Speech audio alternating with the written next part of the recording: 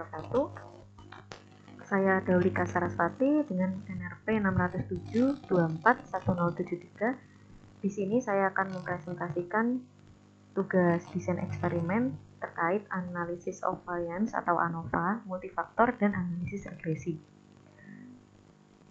Di sini saya melakukan analisis of variance pada tugas akhir yang berjudul simulasi perancangan sistem suspensi semi-aktif dengan kendali PID pada kendaraan roda 3 e-Classic di STP otomotif. Nah, berdasarkan penelitian yang saya gunakan, tujuan dari penelitian yang sebenarnya adalah membandingkan respon dinamis suspensi pasif dan suspensi semi-aktif dengan dua jenis metode tuning PID, yaitu Ziegler-Nichols atau ZLPID dan Tyrus-Leuben atau TLPID, ditinjau dari performanya terhadap tingkat kenyamanan penumpang. Nah, di sini kendaraan roda 3 divisualisasikan sebagai berikut, dapat dilihat. Kemudian untuk memperoleh data yang akan kita gunakan, data percepatan getaran untuk meninjau tingkat kenyamanan penumpang, itu kita bisa mengekstraksi kendaraan ini menjadi sistem seperempat kendaraan dengan MS sebagai massa car body, MU sebagai massa Armstrong atau massa roda, kemudian KT dan CT ini merepresentasikan konstanta pada roda, KS dan CS merepresentasikan konstanta pada suspensi, kemudian suspensi inilah nantinya yang akan dikontrol dengan pemodelan suspensi semi-aktif. Nah, penelitian ini dimulai dari studi literatur dan juga observasi kendaraan yang ada di lapangan. Nah, setelah kita menemukan masalah yang ada di kendaraan, di mana kendaraan ini performanya masih belum stabil apabila terkena guncangan di jalan. Nah, setelah masalah ditemukan, maka kita bisa melakukan simulasi pemodelan sistem suspensi semi-aktif. Untuk yang diinput apa saja variabelnya, itu parameter kendaraan dan juga variasi gangguan jalan. Di mana variasi gangguan jalan ini nantinya akan direpresentasikan dengan impuls dan juga koefisien road irregularity atau ketidakrataan jalan.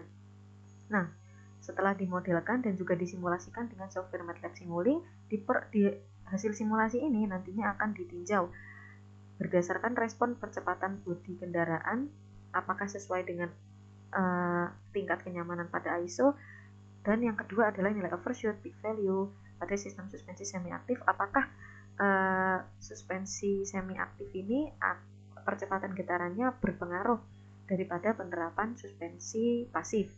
Nah, apabila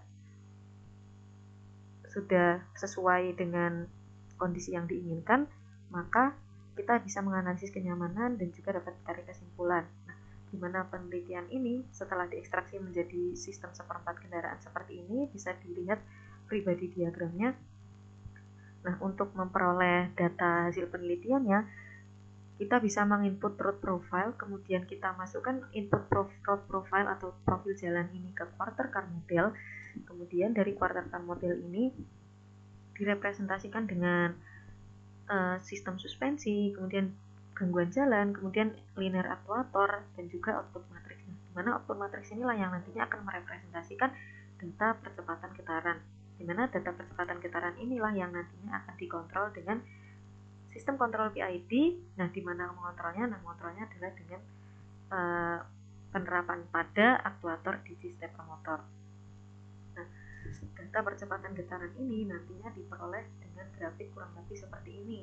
Nah, khusus untuk data yang diambil pada penelitian dan analisis regresi dan juga ANOVA ini, yang digunakan adalah data percepatan getaran Tyrus-Leuben PID.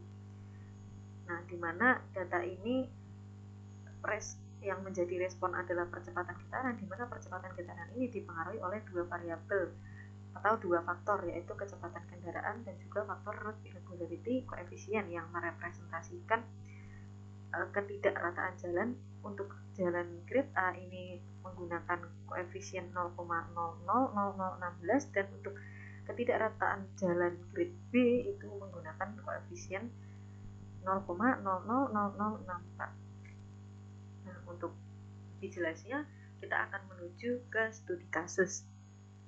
Nah, Pada studi kasus kali ini, saya merancang seorang mahasiswa ini melakukan simulasi modifikasi suspensi semi-aktif pada kendaraan roda 3 e-Kevik dengan sistem kontrol PID metode tuning Tyrus-Lewin. Mahasiswa tersebut ingin mengetahui apakah kecepatan kendaraan, ketidakrataan jalan, dan kombinasi dua variabel tersebut mempengaruhi hasil simulasi secara signifikan. Selain itu, mahasiswa juga ingin meninjau persamaan matematis yang sesuai untuk merepresentasikan hasil penelitian. Untuk menjawab pertanyaan tersebut, mahasiswa menggunakan ANOVA multifaktor dan regression analysis. Jadi, berdasarkan studi kasus ini dapat disimpulkan tujuan analisis yang pertama. Analisis ini bertujuan melakukan analisis hipotesis hasil pengujian ANOVA multifaktor berdasarkan hasil perhitungan Unitep. Nah, di mana kita ketahui bahwa ANOVA multifaktor ini bertujuan untuk meninjau signifikansi pengaruh kombinasi treatment levels dari faktor-faktor yang diobservasi dalam suatu penelitian. Nah, ANOVA multifaktor khususnya diperlukan untuk menguji kemungkinan faktor-faktor tersebut saling berinteraksi, tidak berinteraksi, atau berinteraksi dengan perbedaan signifikan. Nah, selanjutnya untuk tujuan yang kedua, itu melakukan perhitungan untuk pengujian regresi linear maupun pengujian regresi non-linear menggunakan Unitep, karena kita ingin meninjau persamaan matematis yang sesuai untuk merepresentasikan hasil penelitian. Ada tujuan ketiga. Nah, ini kita memerlukan regression analysis, di mana regression analysis ini bertujuan untuk mengetahui pengaruh variabel dependen atau respon terhadap variabel independen atau faktor yang dihubungkan dengan suatu persamaan sehingga output yang dihasilkan atau respon yang dihasilkan nanti output yang dihasilkan berupa persamaan matematis.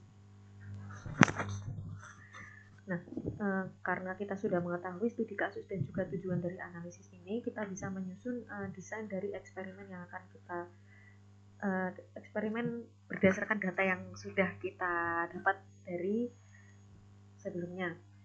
Untuk yang pertama, ada faktornya ada peningkatan kecepatan kendaraan dan juga irregularity coefficient, dapat dilihat pada tabel ini, di mana kecepatan kendaraan ini memiliki dua level. Level yang pertama itu 16,67 meter per sekon atau kendaraan disimulasikan pada kecepatan 60 km per jam, sedangkan yang kedua itu disimulasikan pada 33,33 meter per sekon atau 120 km per jam. Kemudian road irregularity coefficient ini dibagi menjadi dua level juga seperti yang sudah saya jelaskan tadi untuk merepresentasikan jalan grade A dan juga grade B. Kemudian dapat diperoleh respon berupa percepatan getaran dengan satuan meter per sekon kuadrat. Nah, untuk real basisnya sendiri kita akan meninjau hubungan antara peningkatan kecepatan kendaraan dan road irregularity coefficient terhadap percepatan getaran karbodi.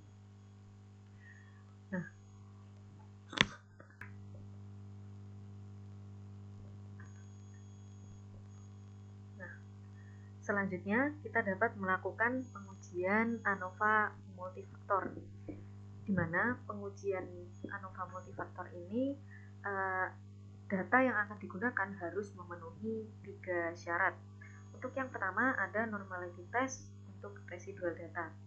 Tujuan dari uji normalitas ini pada data yang digunakan adalah memastikan data terdistribusi secara normal dengan mean 0 dan varian spontan agar hasil analisis data bebas dari bias. Jadi yang kita tinjau adalah data residual ini, di mana data residual ini diperoleh dari persamaan berikut. Nah, persamaan ini merepresentasikan data residual yang diperoleh dari data percepatan getaran karbodi berdasarkan hasil simulasi ini. Dari sini kemudian dikurangi dengan rata-rata setiap level, kemudian dikurangi juga dengan pengaruh faktor A atau faktor kecepatan terhadap jumlah level tertentu. Di sini ada 2 level, kemudian dikurangi lagi dengan pengaruh faktor B atau faktor road irregularity coefficient dengan jumlah faktor 2 dengan jumlah 2 level. Kemudian dikurangi lagi dengan interaksi antara faktor kecepatan dan faktor road irregularity coefficient sehingga kita bisa mendapatkan data residual. Kemudian setelah kita mengetahui data residualnya, kita bisa melakukan simulasi pada software Minitab, di mana pada simulasi ini kita menarik dua hipotesis. Untuk hipotesis awal, kita berasumsi bahwa data residual terdistribusi secara normal. Untuk hipotesis alternatifnya, data residual tidak terdistribusi secara normal. Nah, dari mana kita tahu data terdistribusi secara normal atau tidak? Nah, kita bisa melihat dari kriteria pengujiannya. Jika p-value-nya ini kurang dari 0,5, maka data tidak terdistribusi secara normal sehingga uji normalitas tidak terpenuhi. Jika p-value-nya lebih dari 0,05, maka data terdistribusi secara normal sehingga uji normalitas terpenuhi. Nah, di sini diketahui bahwa p-value ini 0,135, di mana ini lebih dari 0,5. Maka dapat disimpulkan bahwa data terdistribusi secara normal atau uji normalitas terpenuhi. Nah, di sini kita juga bisa meninjau min atau rata-rata dari data ini, data residual ini mendekati 0 atau minus 2,9197 kali 10 pangkat minus 17, sehingga uji normalitas terpenuhi. Untuk selanjutnya, dilakukan uji variansi pada data percepatan getaran. Nah, data percepatan getaran yang ini kita lakukan uji variansi. Nah, berdasarkan hipotesis yang kita rancang, data akan dianggap memiliki variansi yang tidak berbeda secara signifikan jika kita menganut hipotesis 0 atau hipotesis awal. Nah, kemudian hipotesis alternatifnya itu setidaknya ada satu variansi yang berbeda secara signifikan, di mana signifikan levelnya adalah 0,05 untuk pengujian pada Bartlett method. Kriteria pengujiannya masih sama, kita tinjau dari nilai p-value. Apabila p-value-nya itu kurang dari 0,05, maka setidaknya ada satu varians yang tidak sama sehingga konstan varians tidak terpenuhi. Nah, dan jika p-value-nya ini lebih dari 0,05, maka semua varians sama sehingga konstan varians terpenuhi. Nah, diketahui di sini berdasarkan hasil simulasinya, kita bisa lihat bahwa p-value-nya itu lebih dari 0,05 atau lebih tepatnya 0,052. Maka dapat disimpulkan bahwa semua varian sama sehingga syarat konstan varians terpenuhi. Di sini kita bisa lihat jika ditarik garis lurus, maka data masih berada dalam satu garis yang sama, sehingga berdasarkan visualisasi datanya, kita bisa menyimpulkan bahwa variansnya masih sama. Nah, kemudian kita juga bisa meninjau independence test, yaitu salah satu syarat yang harus terpenuhi. Di sini independence test ini bertujuan untuk meninjau bahwa data bersifat independen dan terdistribusi secara acak. Nah, di sini kita bisa simpulkan bahwa data tersebar secara acak dan tidak menunjukkan pola yang mengindikasikan pelanggaran asumsi independensi residual. Dan di sini tidak ada pola tertentu pada data ini sehingga asumsi independensi terpenuhi. Nah, selanjutnya kita juga bisa meninjau dari grafik versus fits. Berdasarkan grafik versus fits ini, data residualnya kita bisa lihat tersebar cukup acak di sekitar garis 0, masih di sekitar garis 0, meskipun ada beberapa titik yang dari garis ini tidak terlihat adanya pola, ini masih tersebar secara acak, tidak ada bentuk kurva atau tren tertentu, sehingga kita bisa mengatakan bahwa asumsi konstan varians sangat memungkinkan untuk terpenuhi. Nah, berdasarkan hasil uji ANOVA multifaktor ini, kita bisa lihat sebelumnya kita harus mengetahui hipotesisnya terlebih dahulu. Nah, hipotesis dari ujian ANOVA multifaktor ini, yang pertama untuk faktor A, kecepatan kendaraan. Untuk hipotesis awalnya itu kita bisa memberikan hipotesis bahwa kecepatan kendaraan ini sama dengan 0 atau tidak berpengaruh secara signifikan. Dan kemudian untuk hipotesis alternatifnya itu kecepatan kendaraan berpengaruh secara signifikan atau T tidak sama dengan 0. Kemudian untuk faktor B, kita bisa membuat hipotesis bahwa faktor root irregularity coefficient itu jika sama dengan 0, maka faktor tidak berpengaruh secara signifikan, dan apabila hipotesis dan selanjutnya ada hipotesis alternatifnya, itu root irregularity coefficient ini berpengaruh secara signifikan atau tidak sama dengan 0. Sama halnya dengan interaksi antara kecepatan kendaraan dan root irregularity coefficient. Dua interaksi ini apabila berpengaruh secara signifikan maka berlaku hipotesis alternatif, apabila tidak berpengaruh signifikan maka hipotesis awal yang berlaku. Nah, untuk kita meninjau apakah hipotesis ini sesuai atau tidak, yang mana hipotesis yang sesuai, maka kita harus melihat dari kriteria pengujian p-value. Jika p-value-nya kurang dari 0,05, maka hipotesis awal ditolak sehingga faktor berpengaruh secara signifikan. Dan apabila p-value-nya itu lebih dari 0,05, maka hipotesis awal gagal ditolak sehingga faktor tidak berpengaruh secara signifikan. Di sini kita bisa lihat analisis hasil pengujian, diketahui nilai p-value untuk kecepatan kendaraan, root irregularity coefficient, dan juga faktor interaksi antara kecepatan kendaraan dan root irregularity coefficient itu memiliki p-value 0,000 atau kurang dari 0,05.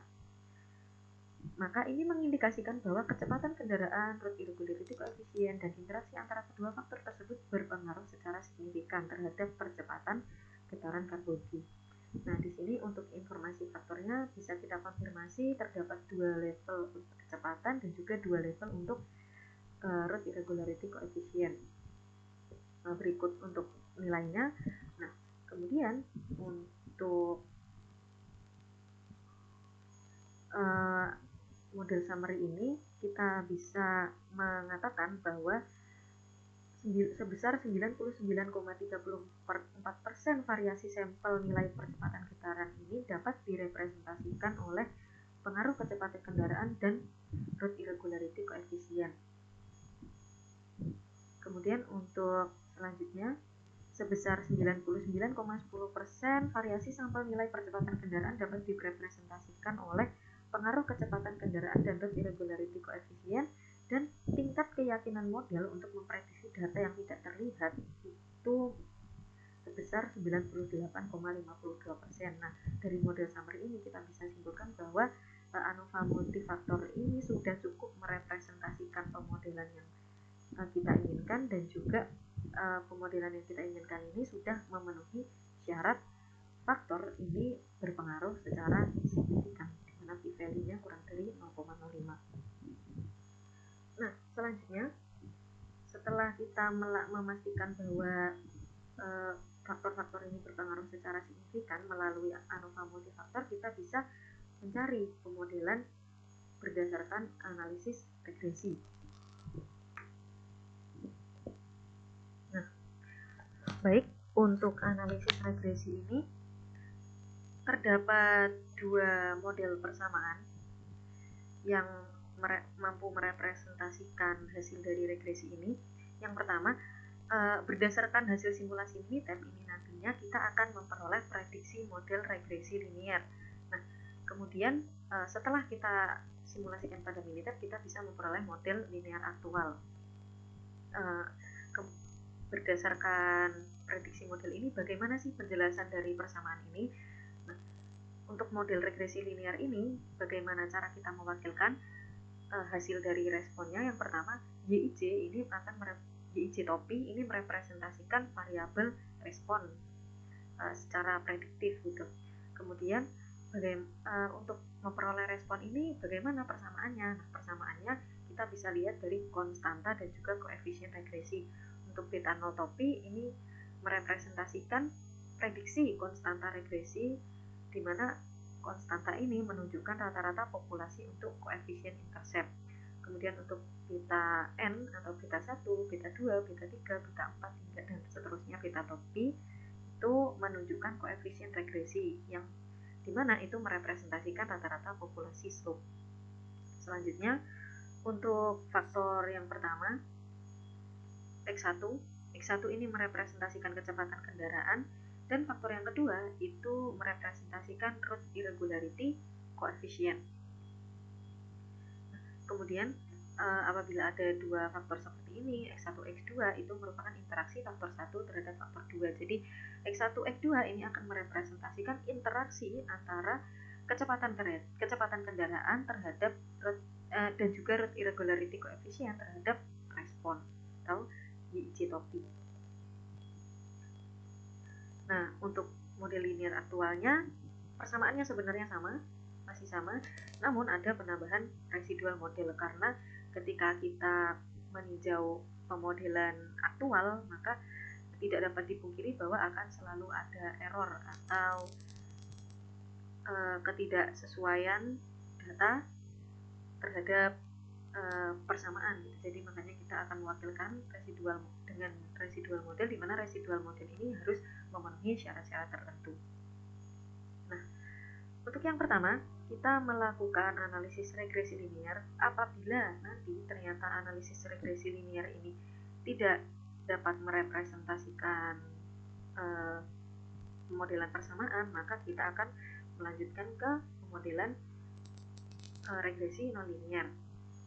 Untuk yang pertama, setelah kita simulasikan pada Minitab, kita bisa memperoleh persamaan regresi sebagai berikut, di mana ini adalah respon, ini adalah konstanta, kemudian ini adalah koefisien dari faktor kecepatan, ini adalah koefisien dari faktor route irregularity coefficient, dan ini adalah faktor dari interaksi antara kecepatan dan route irregularity coefficient.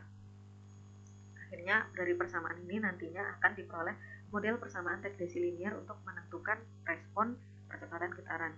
Nah, setelah kita memperoleh data persamaan regresi ini, kita bisa memperoleh lagi nih data residual yang baru. Nah, di sini kita lihat data residualnya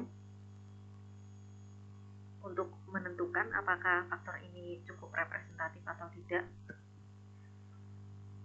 Untuk memastikan nilai residual itu residual selisih antara respon hasil percobaan dengan perkiraan itu memenuhi syarat minimal dan terdistribusi secara normal. Nah, hipotesisnya untuk uji normalitas ini masih sama.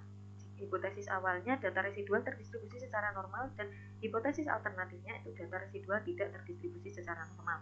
Nah, di sini bisa kita lihat p-value-nya itu lebih dari 0,05 atau lebih tepatnya 0,135. Nah, dari data residual ini sudah diplot pada data distribusi normal dan p-value-nya lebih dari 0,05 dengan rata-rata yang mendekati 0, lebih tepatnya minus 2,37 dikali 10 pangkat minus 17, kita bisa menyimpulkan bahwa data terdistribusi secara normal. Kemudian kita bisa meninjau juga dari hasil uji individu.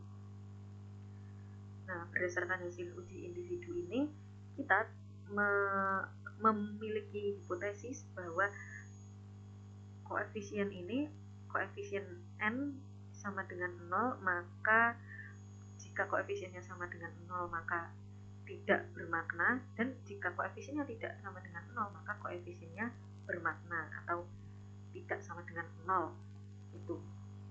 Maka bisa kita lihat pada uji koefisien beta 0, 0,0202 itu kita bisa memperoleh p-value 0,103. Maka hipotesis 0 gagal ditolak dan beta 0 tidak bermakna. Kemudian untuk yang kedua, pada uji koefisien beta 1 itu merepresentasikan koefisien kecepatan sebesar 0,001787.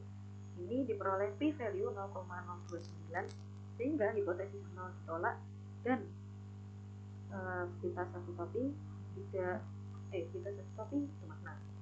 Terus selanjutnya untuk koefisien dari route irregularity coefficient ini 0,867, maka p-value-nya lebih dari 0,05 sehingga koefisiennya ini tidak bermakna. Dan kemudian interaksi antara dua faktor tersebut, koefisiennya memiliki p-value 0,3, di mana 0,3 ini lebih dari 0,5, maka hipotesis 0 gagal ditolak sehingga kita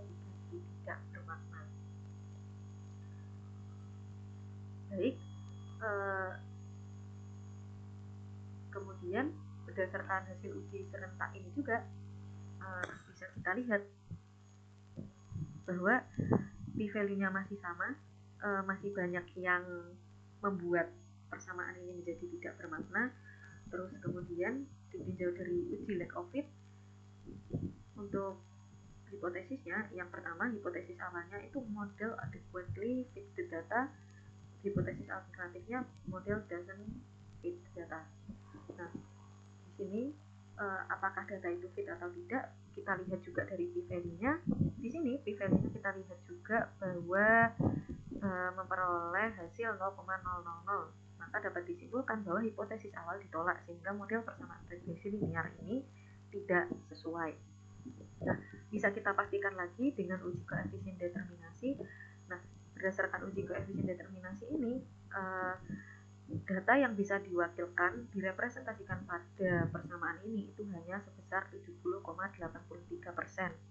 Jadi tidak dapat merepresentasikan secara optimal gitu. Maka dari hasil pengujian ini saja sudah dapat disimpulkan bahwa model persamaan regresi itu regresi linear itu tidak fit.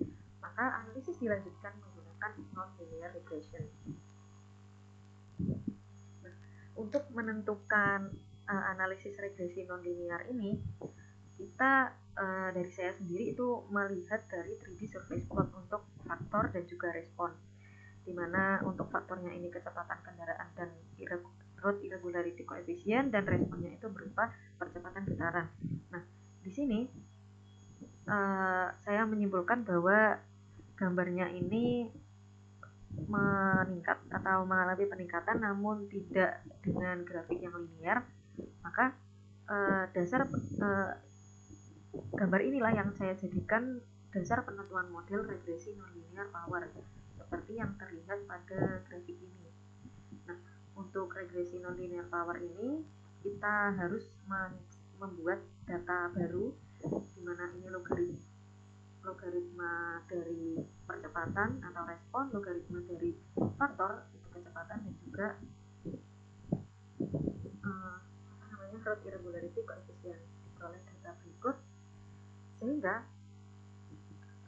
dengan asumsi kita membuat regresi nonlinear power itu kita bisa memperoleh persamaan regresi sebagai berikut. Logaritma A sama dengan konstanta ditambah beta 0 ditambah beta 1 log kecepatan ditambah beta 2 log road irregularity coefficient ditambah beta 3 log beta 3 dikalikan interaksi antara dua faktor sebelumnya. Nah, untuk menentukan menuju ke apakah persamaan regresi ini sesuai atau tidak, kita bisa meninjau dari data residualnya seperti yang sebelumnya. Jadi kita bisa tinjau dari data residual yang kedua ini, dimana untuk hipotesisnya sendiri masih sama. Hipotesis awalnya data terdistribusi secara normal, sedangkan hipotesis alternatifnya data tidak terdistribusi secara normal. Nah, jika ditinjau dari kriteria seperti apa, kriteria pengujiannya itu p-value. Jika p-value-nya itu lebih dari 0,05, maka hipotesis awal gagal ditolak sehingga uji normalitas terpenuhi dan data terdistribusi secara normal. Maka bisa kita lihat p-value-nya lebih dari 0,05 dan kita bisa lihat min-nya itu minus 2,914 dikali 10 pangkat minus 19, ini sudah mendekati 0, maka data terdistribusi secara normal. Nah, kemudian bisa kita lihat pada hasil uji individu. Pada hasil uji individu ini kita harus menarik hipotesis. Jika beta atau koefisiennya itu sama dengan 0, maka ini artinya tidak bermakna. Jika koefisiennya itu tidak sama dengan 0, maka bermakna gitu. Nah, kemudian kita tahu bermakna atau tidak dari mana? Dari kriteria pengujian p-value. Jika p-value-nya kurang dari 0,05, maka hipotesis awal ini ditolak sehingga koefisien itu bermakna atau koefisiennya tidak sama dengan 0. Nah, jika p-value-nya lebih dari 0,05, maka hipotesis awal ini gagal ditolak sehingga koefisien ini sama dengan 0 atau tidak bermakna. Nah, bisa kita lihat sendiri untuk persamaan regresi beta 1, beta 0, beta 1, beta 2, dan beta 3 ini seluruhnya memiliki p-value kurang dari 0,05, maka hipotesis awal gagal ditolak sehingga koefisien semuanya bermakna. Selanjutnya kita bisa ditinjau juga dari hasil uji serentak. Dari hasil uji serentak ini kita bisa melihat dari uji Lekovit, di mana p-value dari Lekovit ini sendiri harus lebih dari 0,05. Nah, ini seperti ini hipotesis uji serentaknya sebenarnya masih sama dengan uji individu tadi, di mana kita lihat p-value-nya masih sama, lebih dari 0,05 semua, sehingga terpenuhi kita nya tidak sama dengan 0. Terus kemudian untuk hipotesis uji Lekovitnya ini bisa kita lihat apabila hipotesis 0 itu model adequately fits the data, jika hipotesis alternatif itu model does not fit the data. Nah, di sini bisa kita lihat p-value dari Lekovitnya ini lebih dari 0,05, maka dapat disimpulkan bahwa hipotesis awal gagal ditolak sehingga model persamaan regresi nonlinear power itu sesuai. Nah, seberapa persen sih keterwakilan data ini melalui model persamaan regresi nonlinear ini bisa kita lihat dari uji koefisien determinasi. Nah, di sini bisa kita lihat dari R square 99,34% ini variasi sebesar 99,34% variasi sampel nilai percepatan getaran itu dapat direpresentasikan oleh pengaruh kecepatan kendaraan dan road irregularity coefficient menggunakan regresi nonlinear. Kemudian dari data ini juga bisa kita bilang bahwa 99,10% variasi sampel nilai percepatan getaran dapat direpresentasikan oleh pengaruh kecepatan kendaraan dan road irregularity coefficient menggunakan regresi nonlinear setelah dilakukan penyesuaian terhadap jumlah faktornya. Terus kemudian tingkat keyakinan model untuk memprediksi data yang tidak terlihat menggunakan model persamaan nonlinear itu sebesar 98,52%. Nah, dari sini berdasarkan hasil pengujiannya dapat disimpulkan bahwa model persamaan regresi nonlinear power tidak sesuai. Nah, bisa kita lihat perbandingan 3D surface plot dan untuk faktor dan respon yang dengan data yang asli dan juga dengan data logaritmik berdasarkan hasil analisis surface plot perimeter ini kurang lebih mirip atau sesuai gitu. Jadi model persamaan regresi nonlinear power ini masih sesuai. Nah, kemudian kita dapat menyimpulkan kesimpulan yang pertama dari tujuan tadi. Yang pertama, hasil pengujian ANOVA multifaktor ini menunjukkan p-value sebesar 0,000 pada faktor kecepatan kendaraan, road irregularity coefficient, dan interaksi antara dua faktor tersebut, sehingga dapat disimpulkan bahwa H0 ditolak atau hipotesis awal ditolak. Ini mengindikasikan bahwa faktor kecepatan kendaraan dan road irregularity coefficient memiliki pengaruh signifikan terhadap respon percepatan getaran kendaraan roda 3 EKV. Kesimpulan yang kedua, berdasarkan analisis regresi nonlinear, terdapat interaksi antara faktor kecepatan kendaraan dan road irregularity coefficient terhadap respon percepatan getaran kendaraan roda 3 EKV.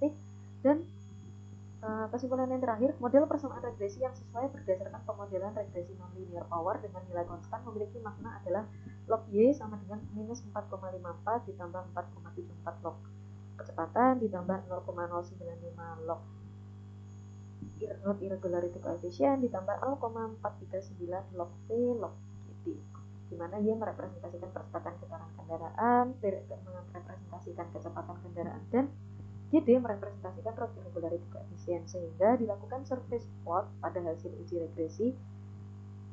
Hasil yang diperoleh menyerupai surface plot untuk data percobaan. Mungkin itu yang bisa saya sampaikan pada presentasi kali ini. Kurang lebihnya saya mohon maaf. Wassalamualaikum warahmatullahi wabarakatuh.